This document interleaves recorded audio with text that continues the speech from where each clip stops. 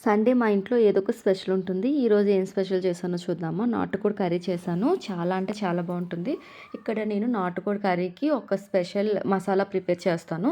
అది వేసుకుంటే చాలా టేస్ట్ బావుంటది. నేను ఇక్కడ ఇంగ్రీడియెంట్స్ అన్నీ పైన మెన్షన్ చేస్తాను క్లియర్‌గా చూడండి. అండ్ ఇలా ఒక పేస్ట్‌లా ప్రిపేర్ చేసుకొని పక్కన పెట్టుకొని, ఇప్పుడు కొంచెం ఆయిల్ నేను కుక్కర్‌లో చేసుకుంటున్నాను.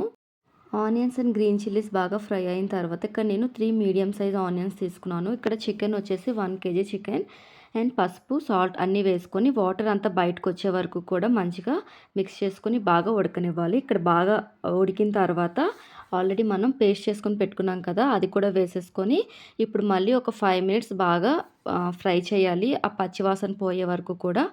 బాగా ఫ్రై అయిపోయిన తర్వాత ఇప్పుడు దీంట్లో కొంచెం పసుపు అండ్ కారం ఎక్కువ మీకు ఎంత స్పైసీ కావాలో అంత కారం వేసుకొని బాగా మిక్స్ చేసేసుకోండి. ఇలా మిక్స్ అయిన తర్వాత మంచిగా ఇప్పుడు వాటర్ కూడా వేసుకొని 3-4 విజిల్స్ వచ్చే వరకు ఉడికించుకుంటే నాటుకోడి కర్రీ అయితే రెడీ అయిపోతుంది.